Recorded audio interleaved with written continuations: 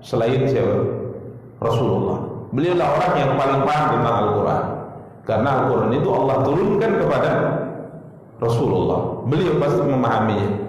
Maka tafsir Ibnu Katsir menjelaskan ayat, kemudian beliau tafsirkan dan beliau kuatkan dengan sabda Rasulullah SAW. Kemudian beliau juga sertakan perkataan para sahabat.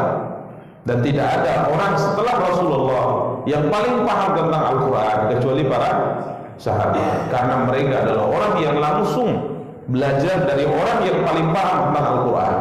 Para sahabat langsung belajar dari Rasulullah Sallallahu Alaihi Wasallam, dan karena beliau juga sertakan tafsir beliau tersebut dengan perkataan-perkataan generasi kedua, yakni para tabi'in rahimahumullah ta'ala.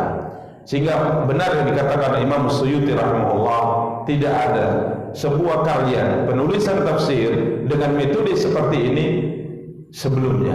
Ini merupakan satu-satunya karya di zaman itu yang menduduki peringkat yang pertama dalam metode mentafsirkan Al-Quran dengan riwayat-riwayat dari Rasulullah Sallallahu Alaihi Wasallam dan juga sahabat serta tabi'in. Dan para ulama mengatakan bahwa tafsir Ibnu Katsir tatkala beliau tulis, beliau adalah seorang ulama yang banyak hafal kitab. Kemungkinan besar kata para ulama, tafsir Ibnu Katsir ini beliau tulis dengan bersandar kepada hafalan beliau. Subhanallah. Di zaman yang tentunya namanya karya atau buku itu merupakan sesuatu yang sangat langka, sulit untuk dicari. Jadi dahulu itu yang namanya buku, kalau istilah kita sekarang dicetak, itu dahulu ditulis ulang. Jadi ada nusakh yang profesi mereka itu sama seperti mesin pencetak. Dahulu seperti itu. Jadi kalau saya dapatkan satu buku baru seperti ini, kemudian saya ingin menggandakan buku ini, maka saya datang ke orang-orang yang profesinya seperti mesin fotokopi. Coba kita bayangkan sulitnya mendapatkan karya ilmiah dengan keterbatasan. Sehingga saya datang, ini silahkan tuliskan untuk saya, berapa harganya? Subhanallah. Bahkan di beberapa waktu di zaman itu, karya-karya ilmiah dari para ulama ini harganya itu bukan borongan, bukan ditentukan di awal, tapi ditimbang kertasnya. Sampai dalam beberapa masa, kalau karya-karya yang terkenal ini ditimbang dengan menggunakan timbangan emas, jadi harganya hitungannya per gram. Subhanallah. Ini kalau sudah seperti itu satu generasi, pasti generasi ini maju, karena mereka adalah orang-orang yang menjunjung tinggi kemuliaan ilmu. Tapi kalau generasi yang tidak menjunjung tinggi ilmu, ini generasi pasti jatuh. Generasi pasti jatuh. Generasi pasti akan mundur. Tapi generasi yang menjunjung ilmu adalah generasi yang akan terus berjaya. Jadi dengan keterbatasan yang sangat luar biasa di zaman itu, sehingga para ulama rahimahullah ta'ala memperkirakan bahwa karya Imam Ibnu Katsir beliau tulis bersandarkan dengan hafalan beliau. Dan kalau kita lihat dari karya yang sangat luar biasa ini para ikhwah, kita bisa sedikit membayangkan bagaimana kehebatan Imam Ibnu Katsir. Silakan antum beli buku terjemahnya, kurang lebih Ibnu Katsir sudah banyak diterjemahkan ya.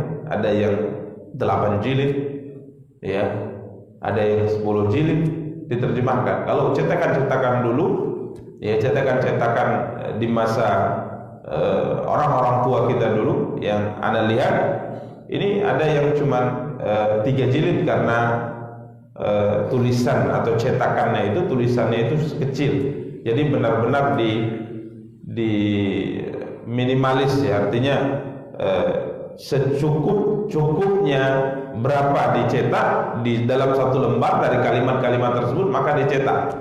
Artinya benar-benar diusahakan lembarannya tidak terlalu banyak sehingga tidak terlalu tebal. Ya, karena coba silahkan beli buku Ibnu Katsir tafsirnya atau mungkin terjemahnya, kita baca dan lihat bagaimana keilmuan yang sangat luar biasa dari seorang ulama yang bernama Abul Fida Ismail Ibnu Katsir rahimahullahu ta'ala. Para ikhwan dan para akhwat yang dimuliakan dan dirahmati oleh Allah Ta'ala, kita akan mencoba untuk mentafsirkan salah satu di antara surat yang sangat mulia dari apa yang difirmankan oleh Allah Ta'ala di dalam Al-Quran yang Allah turunkan kepada Nabi kita yang mulia Muhammad sallallahu alaihi wasallam, surat yang sangat dibutuhkan khususnya di akhir zaman, yakni surat Al-Kahfi. Surat Al-Kahfi. Apa arti Al-Kahfi? Gua. Ya, surat gua. Kenapa disebut dengan surat Al-Kahfi? Karena di dalam surat ini Allah Ta'ala ada menyebutkan tentang cerita orang-orang yang hidup sebelum kita, yang dijaga oleh Allah Ta'ala tatkala mereka mempertahankan keimanan mereka, agama mereka. Allah jaga mereka sehingga akhirnya mereka ditidurkan oleh Allah di gua selama 300 tahun tambah 9 tahun. Itu bahasa Al-Quran. Ya, walabithu fi kahfihim 300 sinina wazdadu tis'a. Mereka menetap, berdiam, tertidur di dalam gua mereka dalam kurun waktu 300 tahun ditambah 9 tahun. 300 tahun dengan hitungan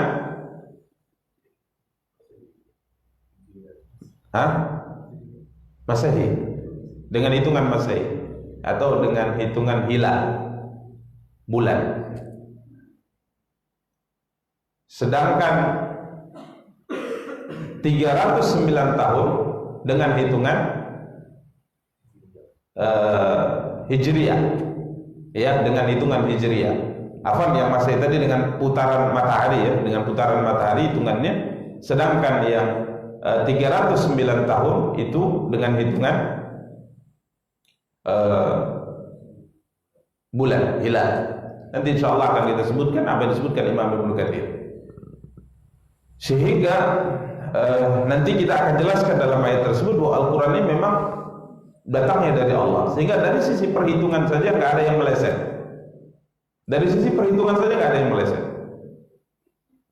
300 bahasanya ditambah 9 tahun, tidak ada yang meleset. Kalau kitab suci ini turun tidak dari Allah, maka akan banyak orang mempertentangkannya dan mempermasalahkannya. Tapi tidak bisa, karena semuanya benar. Semuanya benar.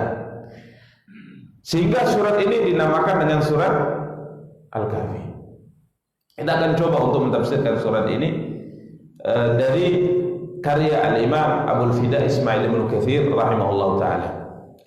Beliau Al-Imam Ibnu Katsir menyebutkan, sebelum mentafsirkan surat Al-Kahfi, menyebutkan beberapa hadis yang disandarkan kepada Nabi kita yang mulia sallallahu alaihi wasallam berkaitan dengan keutamaan.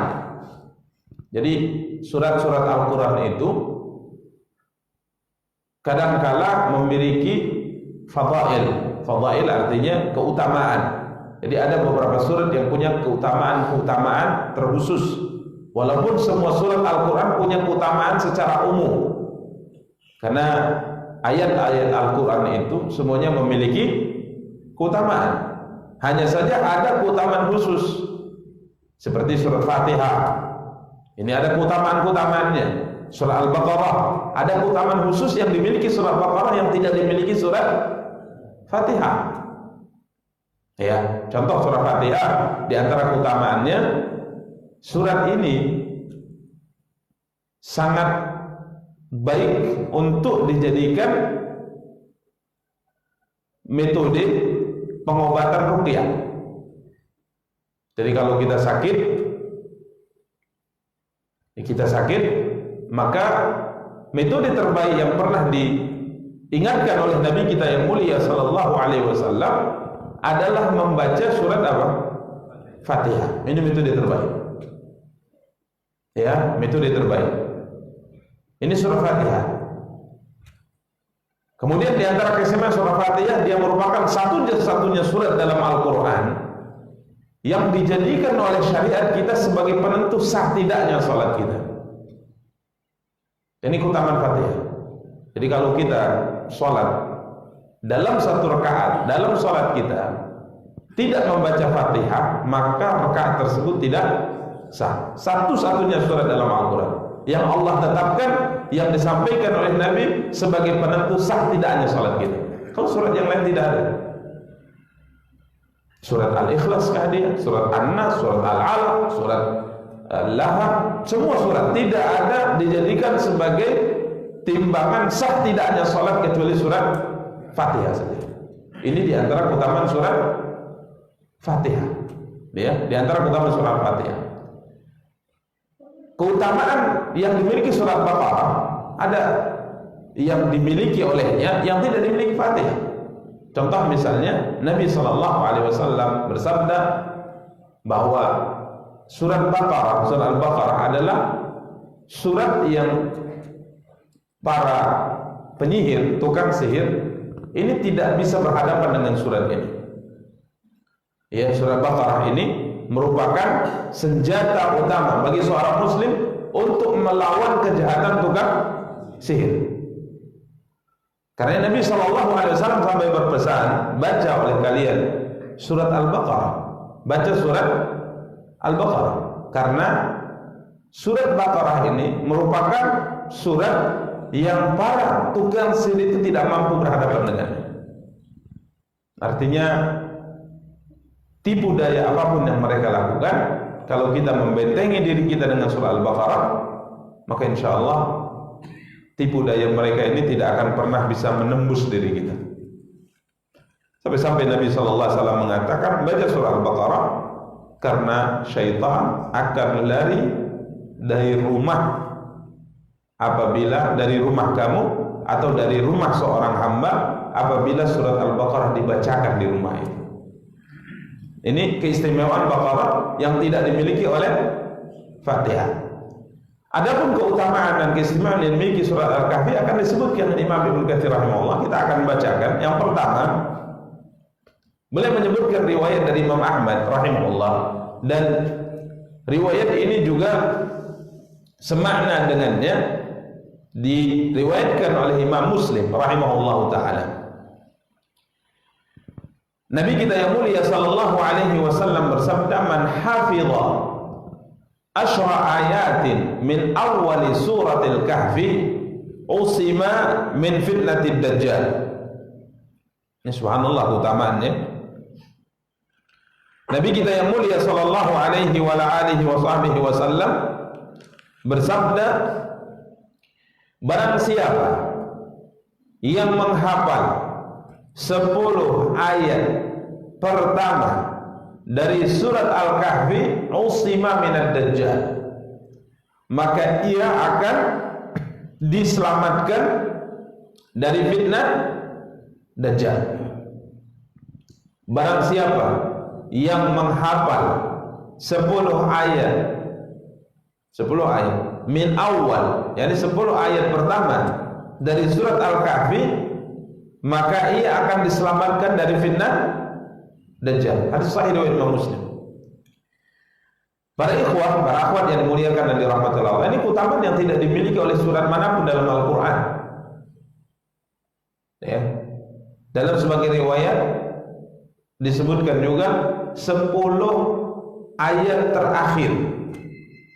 Namun riwayat yang paling sahih adalah 10 pertama. 10 pertama. Ya, tidak juga salah apabila kita menghafal 10 pertama dan juga 10 terakhir. Dan lebih tidak salah kalau kita menghafal semuanya. Ya, menghafal semuanya. Subhanallah.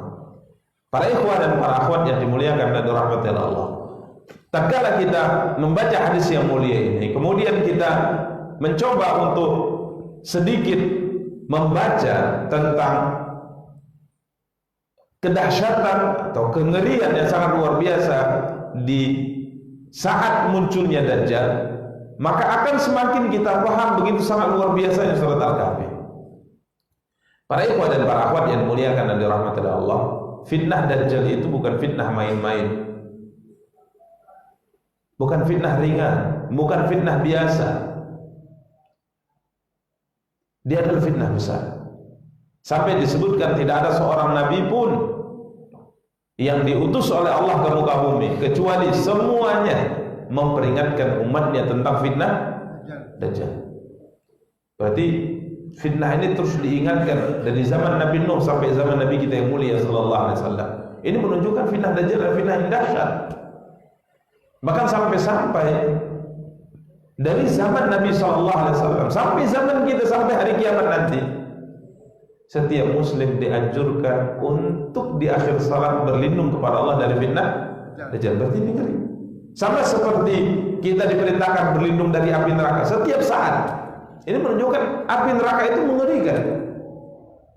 Maka setiap akhir salat Nabi perintahkan agar kita membaca Allahumma inni a'udzubika min adzabi jahannam wa min adzabil qabri wa min fitnatil mahya wal mamat wa min syarri fitnatil masih ad-dajjal. Fitnah yang sangat luar biasa. Bayangkan di zaman tatkala tidak ada makanan, di zaman tidak ada air minum, di zaman kekeringan, orang butuh makan, orang butuh minum. Tidak ada makanan dan minuman kecuali yang ada di kelompok Dajjal. Ya, subhanallah. Ini kalau kita bayangkan dahsyatnya saat itu, makanan tidak ada, minuman tidak ada. Di mana orang bisa dapatkan makanan dan minuman? Kalau datang bertemu dengan Dajjal, akan dikasih. Berarti kalau tidak ada atau tidak beriman dengan Dajjal, tidak ketemu dengan Dajjal, tidak mengimaninya, tidak mengakuinya sebagai Tuhan, dipastikan tidak ada makanan dan tidak ada minuman. Kalau sekarang Dajjal keluar di zaman kita sekarang, mungkin ada yang ikut, ada juga nggak ikut. Kenapa? Karena kita masih punya stok makanan, kita masih punya stok minuman, kita masih bisa hidup normal layaknya manusia di atas muka bumi. Tapi bayangkan jika seandainya makanan sudah tidak ada, 5 bulan banyak orang bermatian, binatang bermatian karena tidak ada air, kering, kerontang, hujan tidak ada turun, sumber-sumber air tidak ada lagi. Ya, karena kita maklumi dan sering kita sampaikan bahwa air di bumi ini hakikatnya dari air hujan. Allah tahan di bumi sehingga tatkala kita mencarinya kita dapatkan. Makanya Allah Tabaraka Ta'ala selalu menyinggung nikmat ini. Allah katakan jika seandainya bumi itu dijadikan oleh Allah ghauran. Ghauran adalah sesuatu yang tidak bisa menahan air yang turun dari langit. Kemana kalian mau cari air? Kata Allah. Jadi bumi ini memang diciptakan oleh Allah bisa menahan air, dia bisa menyimpan air, sehingga tatkala kita korek, kita dapatkan apa? Air. Tapi kalau saatnya bumi semua dijadikan oleh Allah tidak bisa menahan air, apa yang terjadi? Tidak ada air. Itu yang terjadi di zaman Dajjal. Habis makanan, habis minuman. Yang dapat makan dan minum, yang bisa hidup normalnya hidup manusia di atas muka bumi adalah yang bergabung dengan kelompoknya Dajjal. Tinggal subhanallah mengerikan. Sehingga Nabi berpesan, kalau nanti kalian menjumpai dia, maka lari, mengungsi. Ya, jangan mendekat, karena kalau mendekat pasti terfitnah. Maka para ikhwah dan akhwat yang muliakan dan dirahmati Allah, sampai-sampai Nabi SAW pernah bersabda,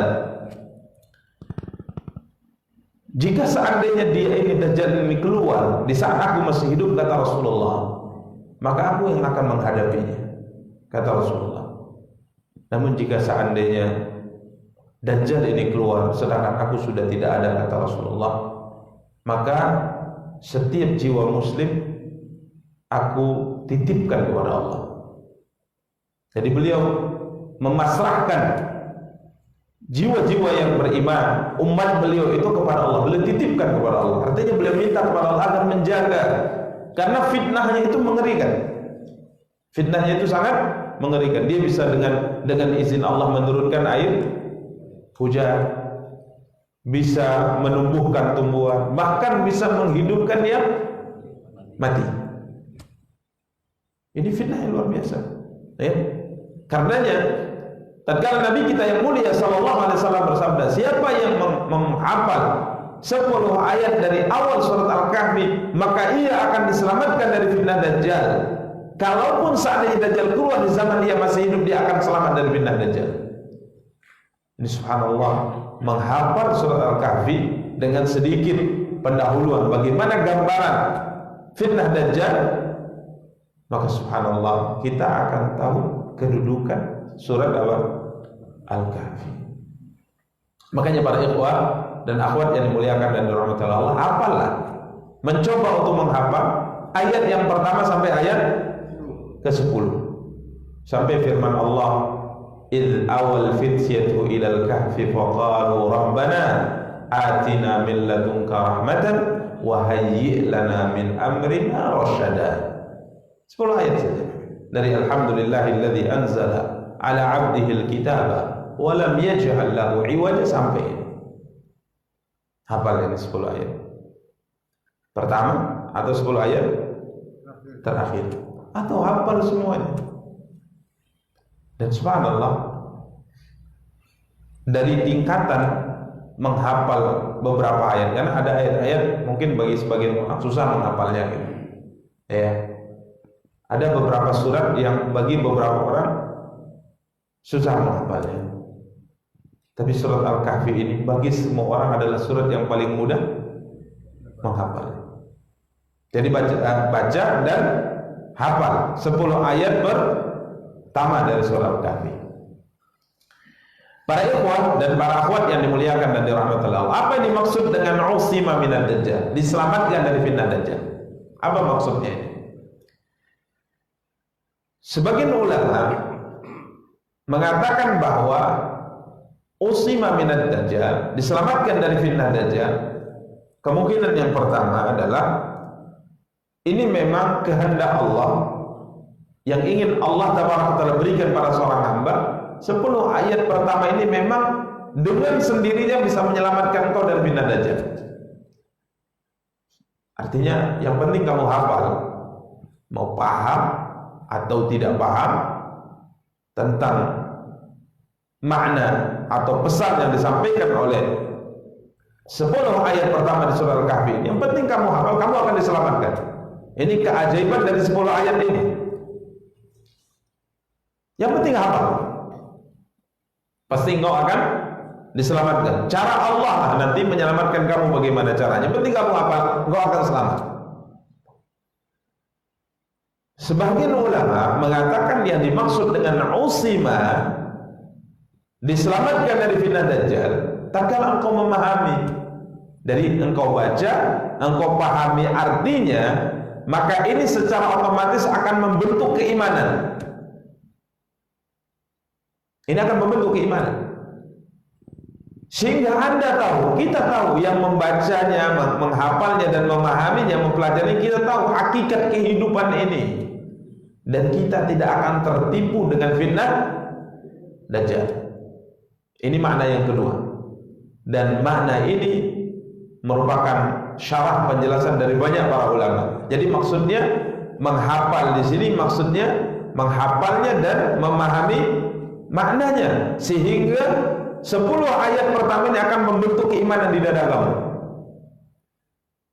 Karena memang kalau kita lihat dari penjelasan para ulama, di antara hal yang bisa menyelamatkan kita dari fitnah Dajjal adalah, contoh di antaranya yang lainnya adalah memahami asma dan sifat yang dimiliki oleh Allah Taala. Tatkala kita belajar tentang Allah, siapakah Allah itu, sifat-sifatnya, nama-namanya, maka insya Allah kita tidak akan tertipu dengan Dajjal. Karena tatkala dia mengatakan aku adalah Tuhan, kita cocokkan dengan ilmu yang kita punya tentang Allah. Apakah Allah makan? Tidak. Ya. Sedangkan Dajjal makan. Apakah Allah ngantuk, tidur? Tidak. Dajjal ngantuk dan tidur. Allah memiliki nama dan Allah memiliki sifat yang sangat tinggi dan mulia. Sedangkan Dajjal namanya buruk, sifatnya jelek. Dajjal itu tahu artinya apa? Pendusta. Masa Tuhan pendusta? Kemudian sifatnya, coba lihat tubuhnya, rambutnya keribu, matanya satu buta satu picek. Nah, ini bukan Tuhan berarti. Ya. Masa Tuhan matanya buta? Ya. Jadi ini diantara yang disebutkan para ulama. Karenanya wallahu taala alam, sebagian ulama menguatkan pendapat yang kedua bahwa diselamatkan dari fitnah Dajjal. Artinya tatkala engkau menghafal 10 ayat ini dan mencoba untuk memahami artinya, secara otomatis akan terbentuk sebuah benteng iman di dadamu.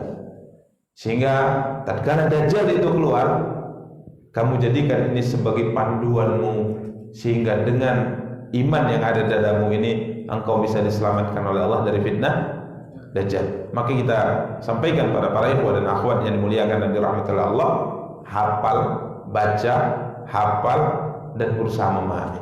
Maka kita mencoba pada kesempatan yang berbahagia kali ini untuk membaca salah satu di antara karya yang telah ditulis oleh Al-Imam Abul Fida Ismail Ibnu Katsir rahimahullahu ta'ala. Ini keutamaan yang pertama.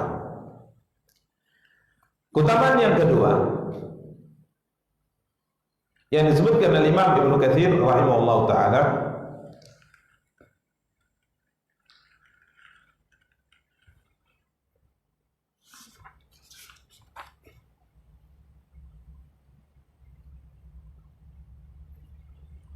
adalah riwayat yang menjelaskan tentang keutamaan agar surat ini dibaca di hari Jumat. Keutamaan agar surat ini dibaca di hari Jumat, dan ini masyhur maklum. Ya, walaupun dari sisi jalur sanad riwayat ini masih dalam pembahasan para ulama. Sahih tidakkah riwayat ini? Tapi sebagian para ulama mensahihkan riwayat ini. Ya, tentang keutamaan membaca apa? Surat Al-Kahfi di hari Jumat. Dalam riwayat disebutkan oleh Imam Ibnu Katsir rahimahullah, beliau sandarkan sabda ini kepada Nabi dari hadis Abu Sa'id Al-Khudri radhiyallahu anhu, "Man qara'a surat Al-Kahfi fi yaumil Jumu'ah adha'a lahu nurun ma bainahu wa bainal jum'atain." Siapa yang membaca surat Al-Kahfi pada hari Jumat. Ingat, yang dimaksud dengan hari Jumat ini 24 jam. Tenggelam matahari di hari Kamis itu sudah masuk hari Jumat, dan tenggelam matahari di hari Jumat berarti berakhir hari Jumat. Jadi dari tenggelam sampai ke tenggelam lagi, ini hitungan hari dalam timbangan syariat. Ya, dalam timbangan syariat. Jadi silahkan baca, misal karena sebagian menganggap baca surat Jumat Al-Kahfi itu dilakukan sebelum sholat Jumat. Kalau sudah selesai sholat Jumat, sudah lewat waktunya. Tidak. Jam 3 siang di hari Jumat masih ada waktunya. Ya, ba'da asar masih ada waktunya. Berakhir tenggelam matahari di hari Jumat, maka keutamaan membaca surat Al-Kahfi yang disebutkan dalam hadis ini telah berakhir. Barang siapa yang membaca surat Al-Kahfi pada hari Jumat, adha'a lahu minan nur ma bainahu wa bainal jum'atain, maka subhanallah akan dipancarkan untuknya cahaya ma bainahu wa bainal jum'atain, antara Jumat yang dia membaca ini dengan Jumat berikutnya. Jadi orang ini selalu mendapat bimbingan dari Allah Taala dalam kehidupan. Selama 1 pekan atau selama 2 pekan. Ini keutamaan membaca surat Al-Kahfi. Katanya, ya, sisihkan waktu di hari Jumat untuk membaca surat Al-Kahfi. Enggak lama, ya, tidak lama. Mungkin kalau dengan berlahan-lahan, taruhlah 1 jam. 1 jam. Lebih, ya enggak apa-apa, 2 jam, enggak apa-apa. Karena 2 jam itu semuanya terhitung apa? Pahala. Pahala. Nabi sallallahu alaihi wasallam menyebutkan bahwa 1 huruf dari Al-Quran yang kita baca dihitung 10 pahala. Ya, dan kalau kita membaca Alhamdulillahilladzi anzala ala abdihil kitaba wa lam yaj'al lahu iwaja. Hitung hurufnya kali 10. Hitung hurufnya kali 10. Berarti sudah berapa pahalanya? Pelan-pelan enggak apa-apa. Semuanya terhitung apa? Pahala di sisi Allah Taala. Taruh 2 jam baru selesai. Enggak ada masalah.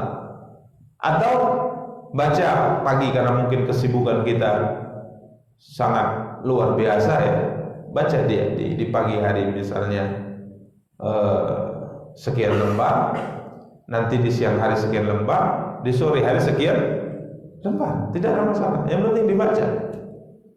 Ya, ini diantara keutamaan yang kedua dari surat apa? Al-Kahfi, yang secara riwayat ini masih dalam perbincangan para ulama kita rahimahumullah taala sahih atau tidaknya ya.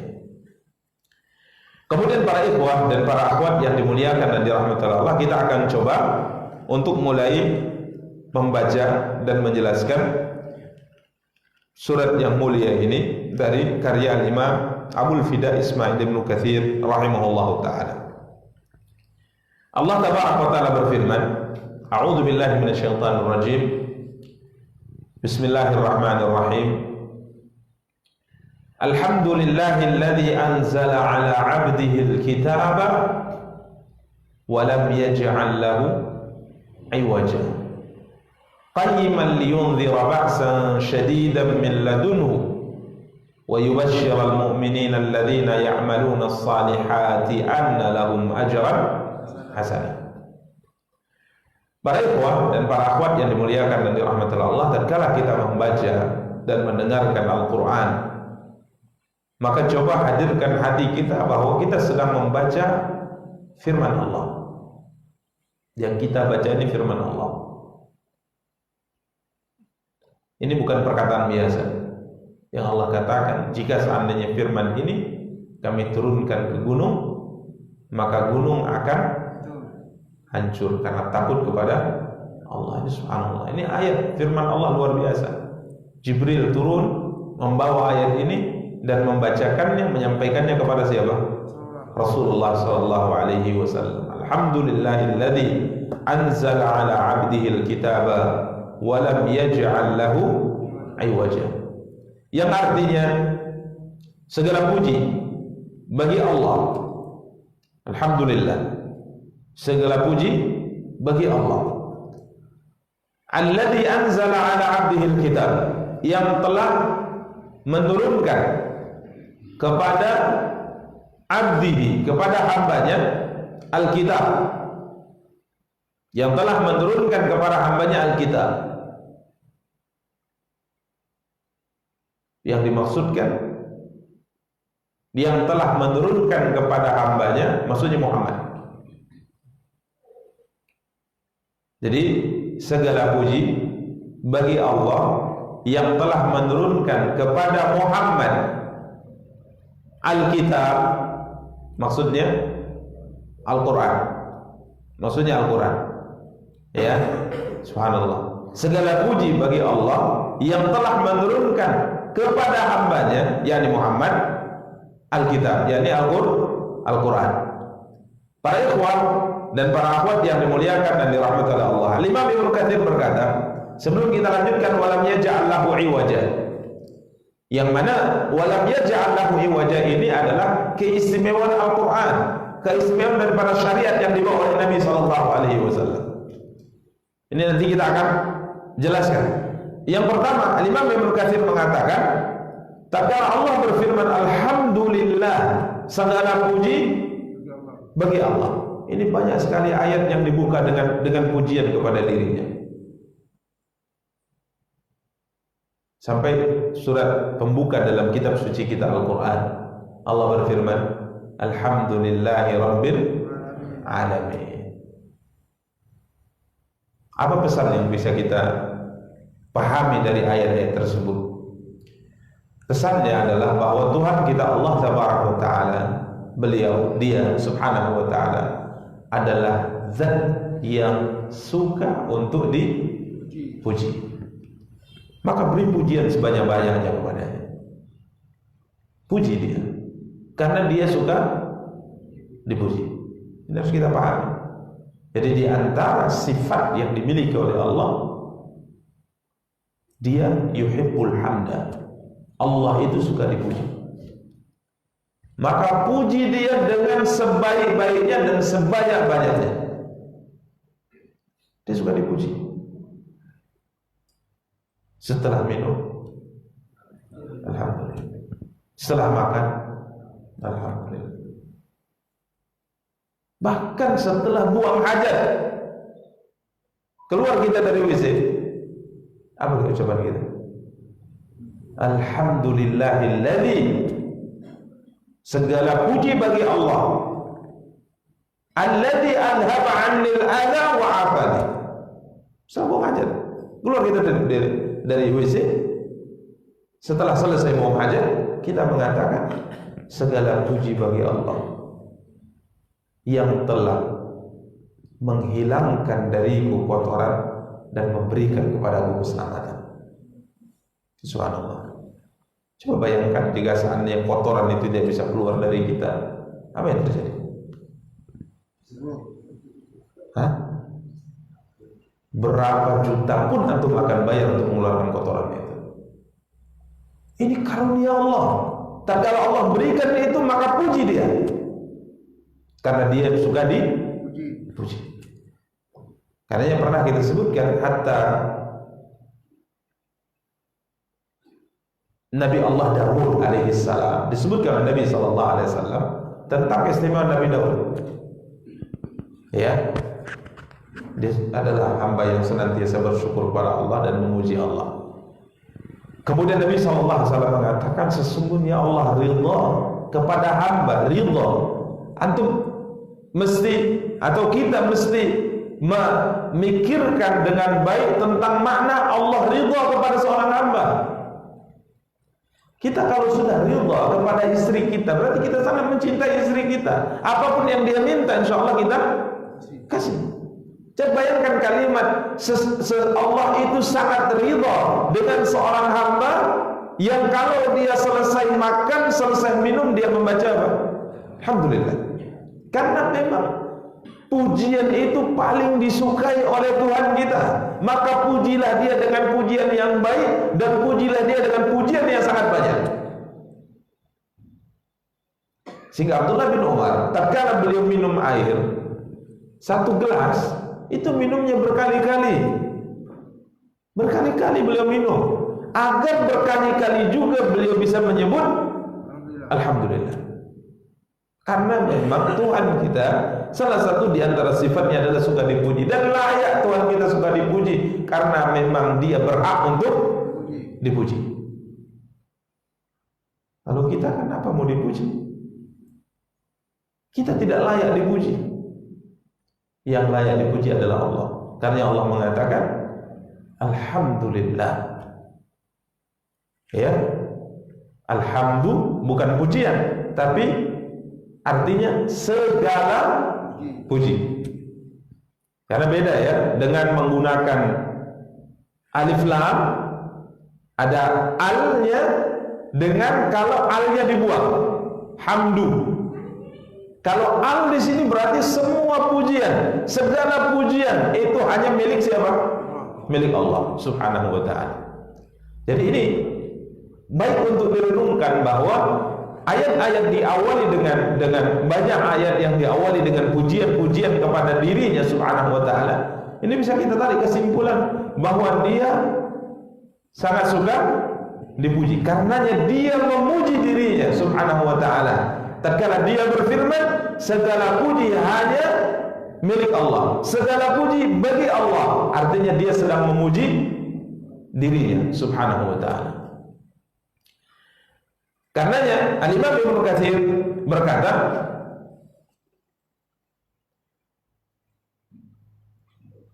fa innahul mahmudu ala kulli hal walahul hamdu fil ula wal akhirah. Sesungguhnya dia Allah, zat yang maha terpuji dalam semua keadaan. Dalam semua keadaan. Apapun yang Allah tentukan ke kita, jangan lupa memuji Allah. Kita kalau memuji Allah itu kapan? Kalau Bapak dapat nikmat, senang ya, dapat nikmat. Tadi minum, wah, Masya Allah. Ya, panasnya luar biasa, kemudian kita dapat satu teguk air dingin, kita bilang alhamdulillah, alhamdulillah, alhamdulillah. Lapar sekali kemudian makan, kita mengatakan apa? Alhamdulillah, alhamdulillah. Tapi tatkala ditimpakan kesulitan, kita tidak memuji Allah. Seharusnya kita puji, walaupun kalimatnya berbeda kan? Alhamdulillah ala kulli hal. Segala puji bagi Allah atas semua keadaan yang Allah tentukan untuk. Jadi tetap ada pujian. Maka Imam Ibnu Katsir mengatakan, fa innahul mahmudu ala kulli hal. Dia Allah, zat yang terpuji dalam semua kondisi keadaan yang Allah takdirkan untuk kita. Apapun yang Allah takdirkan, kita puji Allah. Walahul hamdu fil ula wal akhirah.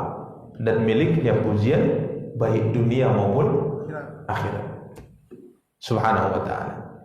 Walihada hamida nafsahu ala inzalihi kitabahul aziz ala rasulihil karim Muhammad salawatullahi wassalamu alaihi. Karenanya Allah dalam ayat pertama ini memuji dirinya tatkala dia menurunkan kitab sucinya kepada Rasul yang mulia Muhammad sallallahu alaihi wasallam. Allah puji dirinya. Dan di saat Quran ini Allah turunkan kepada Nabi, ini nikmat tidak? Nikmat tidak? Nikmat. Bahkan tidak ada nikmat yang lebih besar daripada ini. Karena tatkala Allah berfirman, segala puji bagi Allah. Kenapa mesti dipuji? Karena Dia telah menurunkan apa? Kepada hambanya Al-Quran ini. Tatkala kita makan, segala puji bagi Allah. Setelah selesai makan, kenapa? Karena saya diberikan oleh Allah makan. Tatkala kita buang hajat tadi, kita mengatakan bukan. Kenapa? Karena Allah selamatkan kita. Sekarang Allah mengatakan segala puji bagi Allah. Kenapa? Karena Dia telah menurunkan Al-Quran kepada hambanya Muhammad SAW. Ini menunjukkan, kata Imam Ibnu Katsir, bahwa diturunkannya Al-Quran kepada nabinya yang mulia Muhammad sallallahu alaihi wasallam, beliau mengatakan a'zamu ni'matin an'amaha Allah ala ahli al-ard. Diturunkannya kitab suci Al-Quran kepada nabinya, kepada manusia, ini merupakan nikmat terbesar yang Allah berikan kepada penduduk di atas muka bumi. Nikmat terbesar. Apa itu? Al-Quran. Dari sisi mana? Karena Quran ini, kata beliau, akhrajahum minadh-dhulumati ila nur. Dengan Quran ini Allah keluarkan manusia hidup di atas muka bumi dari kegelapan menuju cahaya. Subhanallah. Kalau tidak ada Al-Quran, apa yang terjadi? Kita tidak tahu jalan menyampaikan kita kepada Allah. Quran ini bimbingan, kompas yang menyampaikan kita ke tujuan. Kalau tidak ada Al-Quran, binasa kita. Dan coba renungkan, kalau kita berbicara umat sebelum kita, Setiap mati Nabi, muncul Nabi berikutnya. Setiap mati Nabi, muncul Nabi berikutnya. Sedangkan Nabi kita yang mulia adalah penutup para Nabi. Tidak ada lagi Nabi setelah beliau. Karena seorang Muslim yakin, siapapun orang yang mengaku Nabi setelah meninggalnya Rasulullah atau setelah diutusnya Rasulullah, pastikan kalau dia berdusta. Mau Nabi mengaku Nabi di Indonesia ataupun di Mekah, pendusta. Itu keimanan kita. Karena kita yakin tidak ada Nabi setelah Nabi Muhammad SAW. Coba bayangkan, Nabi telah meninggal berapa abad? 14 abad. Sekarang sudah 1444 Hijriah. 14 abad lebih Nabi telah meninggal. Dalam kurun perjalanan waktu yang begitu panjang ini, tentunya banyak hal yang terjadi. Banyak hal yang terjadi. Tapi alhamdulillah, dengan karunia Allah turunkan kitab suci yang dia merupakan mukjizat yang kekal kepada Nabi sallallahu alaihi wasallam. Mukjizat yang kekal, artinya ini sebuah mukjizat yang Allah turunkan kepada Nabi yang sampai saat ini kita bisa melihatnya. Yang mana mukjizat ini memberikan kepada kita arahan-arahan, bimbingan-bimbingan yang fungsi seperti kompas. Kita akan kembali kemana? Kita akan kembali kepada Allah. Kita ingin masuk surga, maka Allah kekalkan bimbingan ini di hadapan kita. Maka benar katakan Imam Ibnu Katsir, Allah memuji dirinya karena telah menurunkan kitab suci ini kepada hambanya Muhammad sallallahu alaihi wasallam. Kenapa dia memuji dirinya? Karena memang ini adalah nikmat terbesar yang Allah anugerahkan kepada penduduk bumi. Nikmat terbesar. Biasanya kalau nikmat terbesar itu kita jaga tidak? Kita jaga tidak? Jaga. Kita contohkan dalam kehidupan kita. Kita punya banyak barang, banyak harta di dunia ini. Ada satu barang kita beli dengan harga 1 juta. Yang kedua, kita beli dengan harga 10 juta. Yang ketiga, kita beli dengan harga 100 juta. Yang keempat, kita beli dengan harga 500 juta. Kira-kira dalam penyimpanan mana yang kita lebih dahulukan? Yang termahal. Misalnya kita punya kereta nih 4, 1 10, 1 sekian, sampai yang paling mahal mungkin 500 juta misalnya. Kalau mau kita parkir di situ, yang kereta mahal kita letak paling depan atau paling belakang? Hah? Artinya dalam posisi dia yang paling aman. Jadi kalaupun yang bilang yang inilah dulu kan gitu kan. Ini kalau kita memahami sejauh mana nikmat-nikmat ini dari sisi kedudukannya di hati kita. Sekarang nikmat Al-Quran ini merupakan nikmat terbesar. Karenanya Allah sebenarnya ingin ingatkan kita, hambaku, ini nikmat terbesar yang Allah berikan yang aku berikan kepadamu. Maka jaga olehmu Al-Quran ini, perhatikan olehmu Al-Quran ini. Karena dia bimbingan. Coba benar-benar kau manfaatkan untuk sebagai bimbingan dalam kehidupanmu. Di hari tatkala banyak kita meninggalkan apa? Al-Quran. Nabi SAW pernah bersabda, ini zamannya. Nabi SAW mengatakan, kalian akan memperindah Al-Quran kalian, namun kalian tidak membacanya. Namun kalian tidak apa? Membacanya. Dan kalian akan menghiasi masjid-masjid kalian, memperindah masjid-masjid kalian, akan tapi kalian tidak memakmurkannya. Ini dimuatkan oleh Nabi dan zamannya sudah datang, zamannya telah tiba. Maka jangan sampai kita masuk di kelompok orang yang diingatkan oleh Rasulullah. Bangun masjid bagus dari masjid kita. Ayo makmurkan masjid ini. Datanglah ke masjid, salatlah ke masjid, bangunkan masjid ini. Ya, penuhi masjid ini dengan ibadah kepada Allah, penuhi safnya. Beli Al-Quran yang bagus, tapi dibaca, bacalah. Bimbingan. Kita berlayar di tengah lautan yang tidak ada tepinya, kompasnya mati. Kemana kita pergi?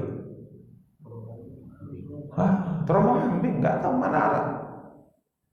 Ini ibarat kompas itu, membimbing kita kemana jalan yang benar.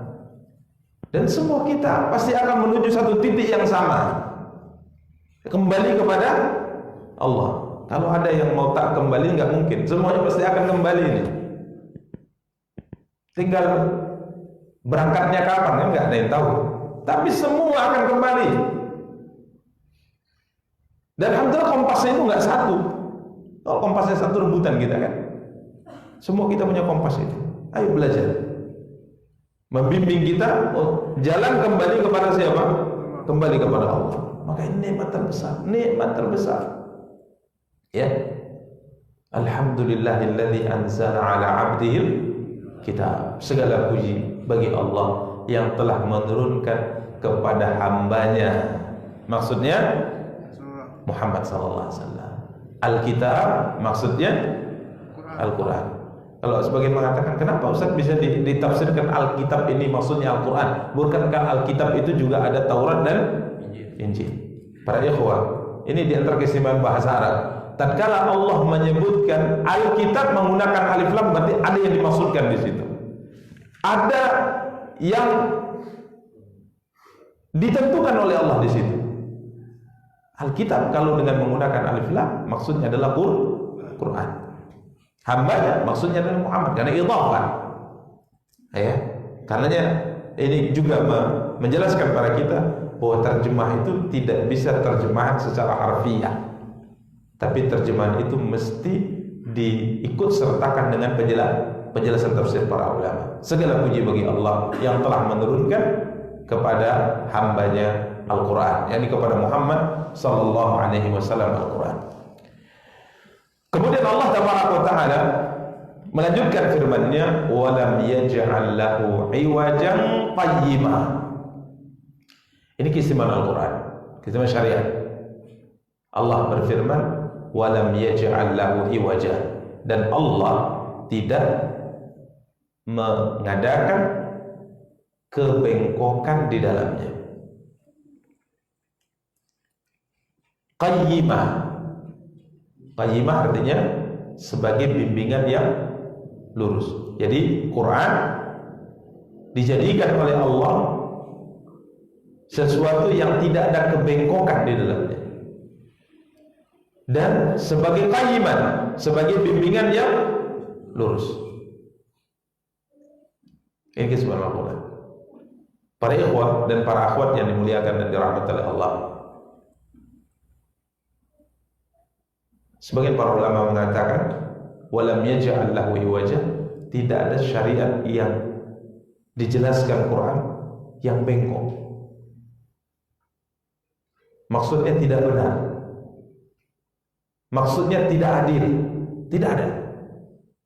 Semuanya benar, semuanya adil. Dan semuanya akan menyampaikan kita ke jalan yang lurus, menyampaikan kita kepada Allah, menyampaikan kita ke surga.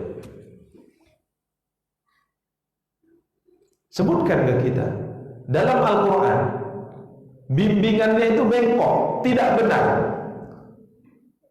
Yang banyak dipikirkan orang mungkin tidak benar secara fakta ilmiah. Nggak ada.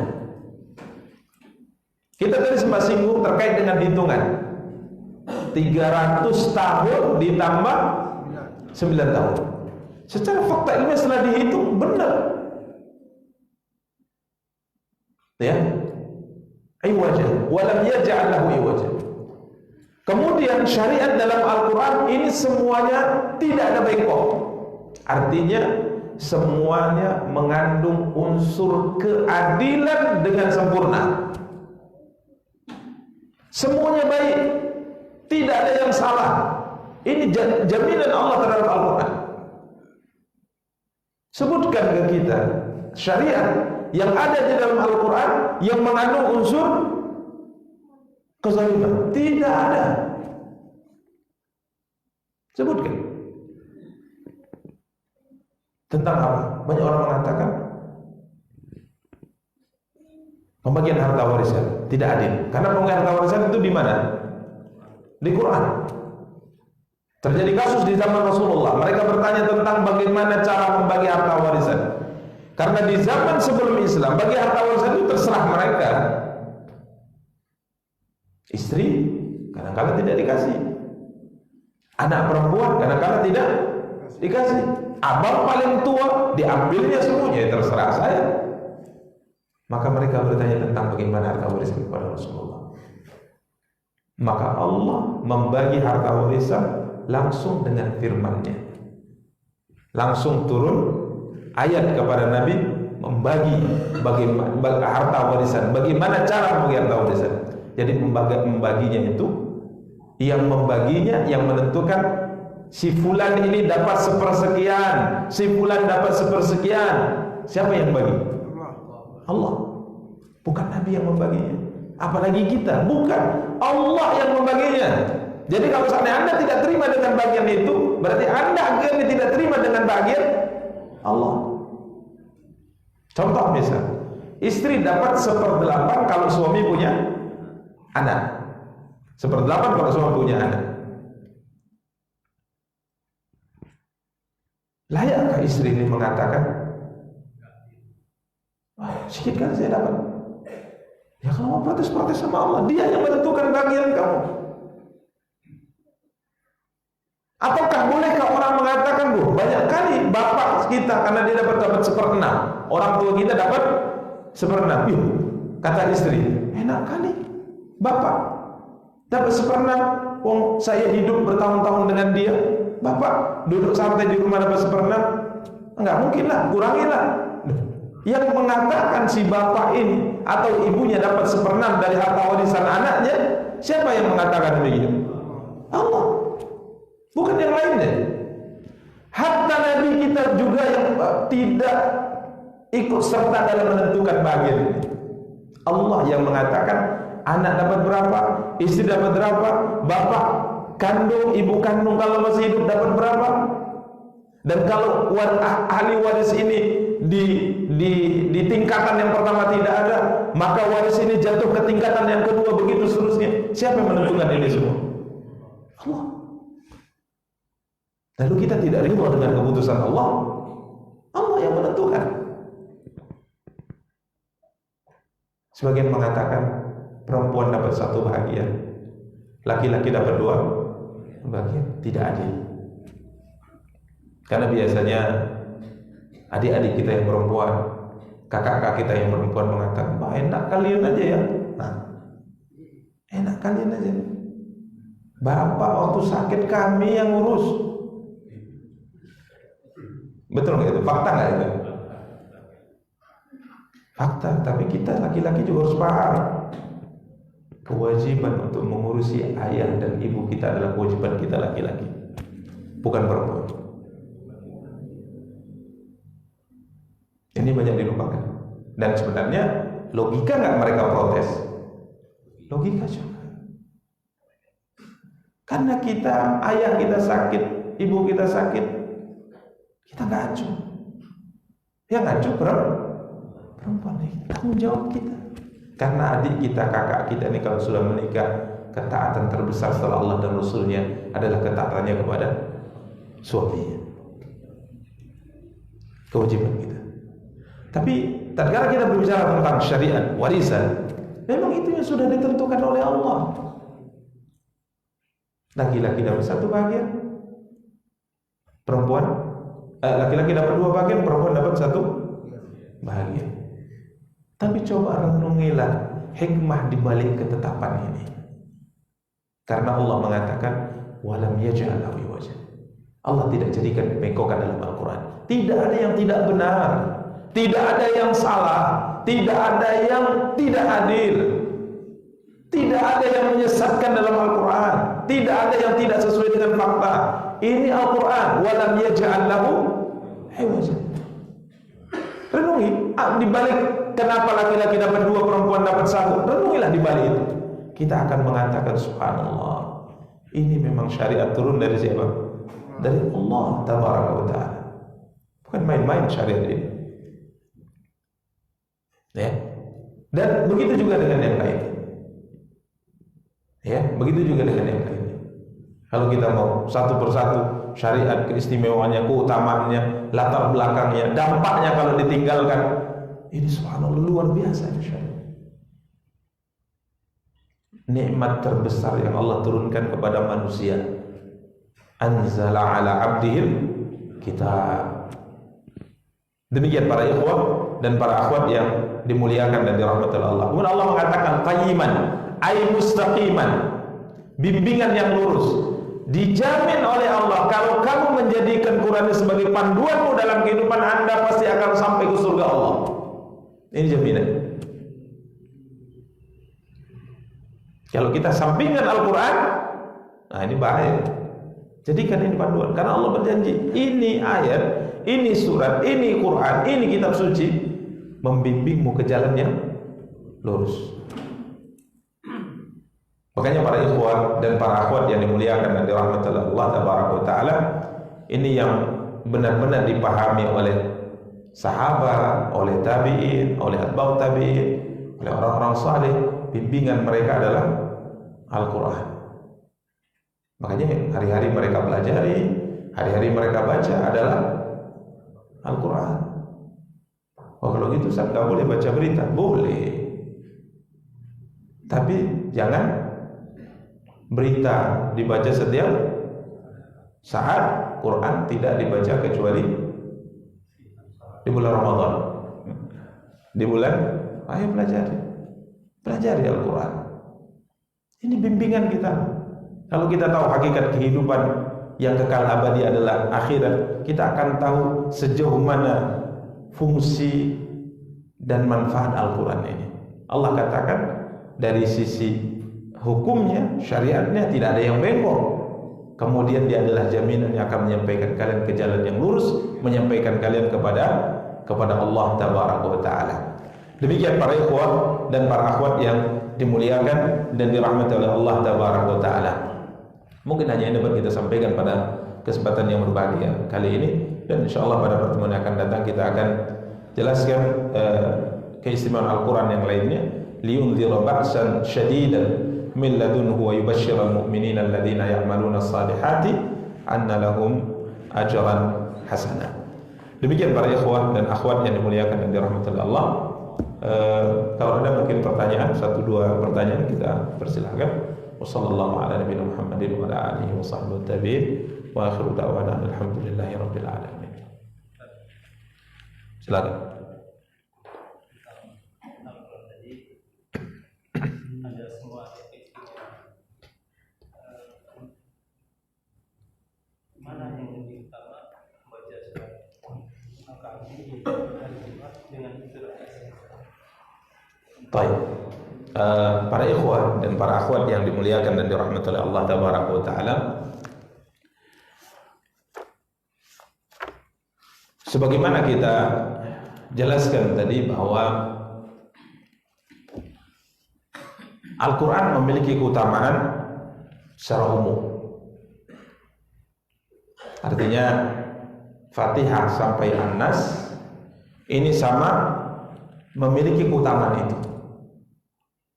Ya, contoh misalnya Nabi SAW bersabda, Iqra'ul Qur'ana fa innahu ya'ti yaumal qiyamati syafi'an li ashabihi. Bacalah olehmu Al-Quran, karena Al-Quran itu akan datang pada hari kiamat memberikan syafaat kepada yang membacanya. Ini semua Al-Quran, dari surat Fatihah ayat yang pertama alhamdulillahirabbil alamin sampai An-Nas ayat terakhir minal jinnati wan nas. Ini semuanya akan mendatangkan syafaat pada hari kiamat. Kemudian ada keutamaan-keutamaan daripada surat-surat ini. Kita sudah sebutkan tadi secara khusus, Fatihah punya keutamaan tersendiri yang tidak dimiliki Al-Baqarah. Baqarah punya keutamaan sendiri yang tidak dimiliki oleh Fatihah. Surat Al-Kahfi tadi sudah kita sebutkan memiliki keutamaan yang tidak dimiliki oleh surat yang lainnya. Namun pertanyaannya, apakah semua surat ini punya keutamaan khusus?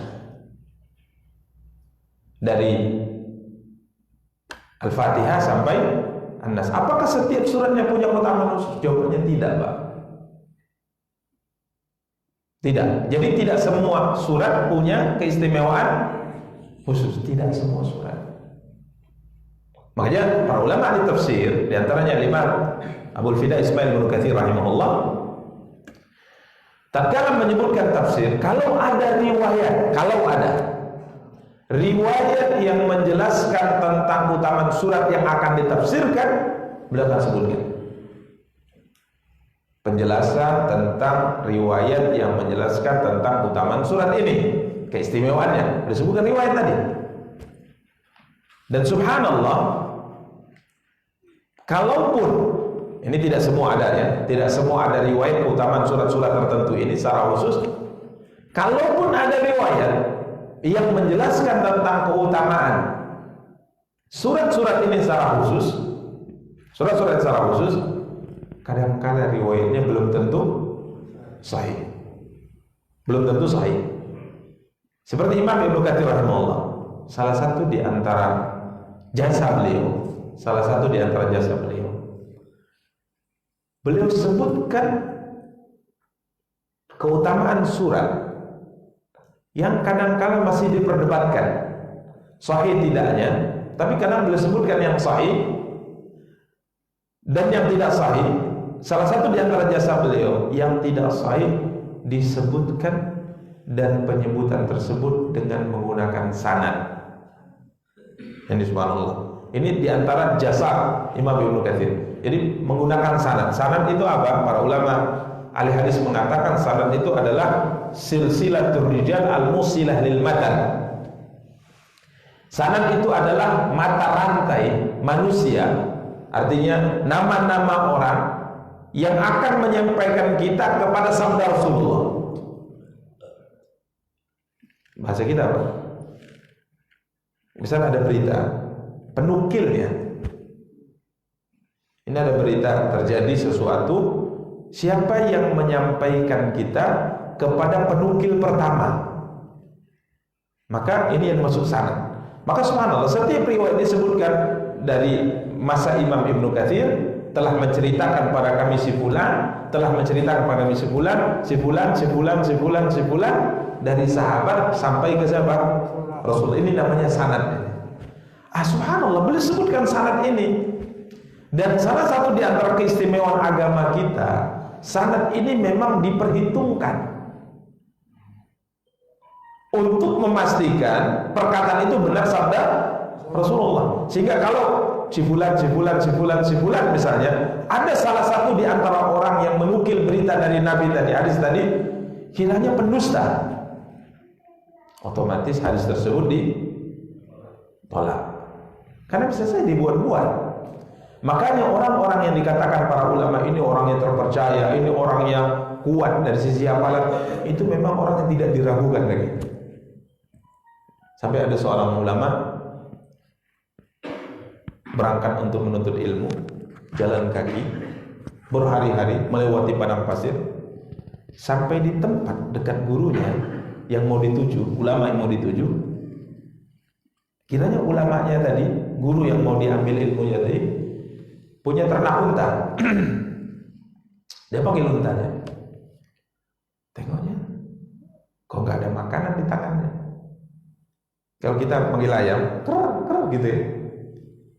Tapi kita nggak bawa beras, nggak bawa jagung. Dia gitu manggil unta dengan bahasa seperti mungkin manggil ayam untuk memberi makan unta. Tengoknya tangan gurunya nggak ada bawa makanan. Ya, kok dusta guru saya? Jangan-jangan dia berdusta juga hadis Rasulullah. Nggak jadi dia ambil ilmunya. Itu di zaman sanad masih diperhitungkan. Makanya kalau sekarang masih pakai sanad, semua hadis ditolak. Berhenti sanad itu di zaman ulama-ulama yang kita sebutkan tadi, Bukhari, Muslim. Karena di zaman itulah masih bisa dipertahankan keaslian dan ditulis sudah. Kalau sampai sekarang sanadnya diperiksa orang-orang yang diperiksa, saya misalnya mengatakan, saya telah mendengar guru saya, orang periksa saya. Nuruddin ini siapa? Lahir di mana? Siapa gurunya? Bagaimana kekuatan hafalnya? Bagaimana ibadahnya? Wah, ditolak dari riwayatnya. Gak laku ini. Jadi sanad ini luar biasa. Sehingga para ulama kita mengatakan sanad ini bagian daripada agama kita. Kalau ilmu sanad ini tidak ada pemeriksaan tentang orang-orang yang menyampaikan hadis Rasulullah, ini tidak ada metode cara memeriksanya, maka agama kita ini akan berbicara siapapun yang mau bicara. Makanya keistimewaan ini hanya milik Islam. Agama selain kita, tatkala perkataan itu disandarkan kepada nabi mereka, tidak bisa diperiksa. Benar tidak itu perkataan nabi itu? Nabi Daud berkata, siapa yang memastikan itu perkataan Nabi Daud? Ada nggak sanad yang bisa diperiksa? Kalau kita para imam bisa diperiksa. Hadis yang mengatakan tidak sah sholat salah seorang di antara kamu kecuali apabila baca Fatihah. Kita bisa pastikan ini sabda siapa? Rasulullah. Bisa dicek. Ada ilmunya, ada metodenya. Jadi Islam ini murni sampai hari kiamat. Tapi untuk mencari kemurniannya tentunya pakai apa? Pakai metode. Pakai metode. Bukan sembarangan. Sama seperti kita ingin mencari air jernih. Ada metodenya. Ya, subhanallah. Jadi di antara jasa Imam Ibnu Katsir, boleh sebutkan riwayat supaya siapapun yang datang setelah beliau bisa memeriksa riwayat ini, bisa memilah-milah. Dan itu subhanallah jasa besar Imam Ibnu Katsir rahimahullah. Karena para ikhwan dan para akhwat yang dimuliakan dan dirahmati Allah, kalau ditanya tentang mana lebih utama antara membaca surat Al-Kahfi dengan surat Yasin, karena surat Yasin juga disebutkan oleh Imam Ibnu Katsir banyak keutamaan. Dalam tafsir disebutkan banyak keutamaan. Namun terkait dengan Jumat, maka hadis Sahih Muslim menyebutkan surat Kahfi memiliki keutamaan. Walaupun dari sisi sanadnya juga masih diperbincangkan oleh para ulama. Sahih tidaknya dia. Ya, sahih tidaknya dia. Maka wallahu taala alam, ini yang kita baca dari penjelasan para ulama. Kalau dari sisi sanadnya walaupun masih dalam catatan diperbincangkan para ulama, tapi memang surat Al-Kahfi punya keutamaan khusus untuk hari itu, hari Jumat. Makanya kita sebutkan tadi, sisihkan waktu kita dari semenjak tenggelam matahari di hari Kamis sampai tenggelam matahari dari Jumat untuk membaca apa? Surah Kahfi. Dan insya Allah dengan sering membacanya, otomatis kita apa? Hafal sendiri. Ya, apalagi mungkin lihat terjemah, apalagi kita kaji. Ini semakin kita menyadari bahwa Quran ini memang karunia besar yang Allah anugerahkan kepada manusia.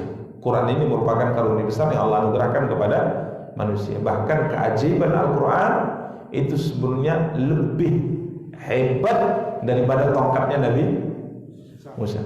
Kita mendengar cerita Al-Quran tentang tongkat Nabi Musa kan, wah luar biasa tongkatnya itu, bisa berubah jadi apa? Ular. Luar biasa tongkatnya, dipukulkan di Laut Merah terbelah. Tapi tongkat itu tidak lebih hebat dari Al-Quran. Al-Quran ini mukjizat terbesar. Karena tongkat semua mukjizat, baik Nabi Isa, Nabi Musa, Nabi Ibrahim yang bisa tahan dibakar di api, itu mukjizatnya berakhir ya. Mukjizatnya berakhir, habis, terbatas mukjizatnya. Tapi Al-Quran ini sampai hari kiamat orang akan melihat keajaiban-keajaiban yang belum terungkap dari Al-Quran. Semakin dia dibaca, semakin kita melihat keluasan ilmu dari Al-Quran. Enggak habis-habis. Kejutan-kejutan Al-Quran tidak akan habis sampai hari kiamat. Berarti ini adalah mukjizat terbesar, karunia terbesar yang Allah anugerahkan kepada seorang hamba. Maka tatkala surat-surat itu disebutkan lebih utama dari yang lain dibaca pada waktu tertentu, maka itu dibaca pada waktu itu. Tapi secara umum bacalah yang lainnya. Ya, termasuk surat Yasin. Ini merupakan surat kalau kita pelajari, subhanallah, luar biasa. Cerita tentang seorang laki dalam surat Yasin yang memberi nasihat kepada kaumnya, kemudian kaumnya tidak mau menerima nasihatnya, kemudian lelaki ini diwafatkan oleh Allah, kemudian mendapatkan nikmat. Dia sampai berangan-angan, jika seandainya kaumku tahulah apa yang aku dapatkan sekarang. Ini diceritakan Allah dalam surat apa? Surat Yasin. Jadi subhanallah, intinya semua Al-Quran kalau kita renungkan isi kandungannya, ini memang kita akan melihat keagungan Allah Tabaraka Ta'ala dalam firman-Nya. Sehingga wajar kalau salaf dulu tatkala membaca Al-Quran, karena mereka paham, lebih bagus dia mati daripada memutus bacaan Al-Quran. Ya, karena dia paham bagaimana Al-Quran itu. Lebih bagus dia mati daripada memutuskan bacaan Al-Quran. Kalau bukan karena ada aktivitas yang lainnya, maka mereka ingin hidupnya terus baca Quran, karena mereka tahu kadar Quran, mereka tahu kedudukan Al-Quran, dan sangat besar Quran di hati mereka. Kalau kita masih kecil Quran, di bahagian hati kita yang sangat banyak, itu pun di sudutnya, sehingga ya kecil jadi. Ya, kita tidak tertarik untuk terus membacanya dan tidak tertarik untuk terus mempelajarinya, karena kedudukan Al-Quran kita masih terlalu jauh dan masih terlalu kecil.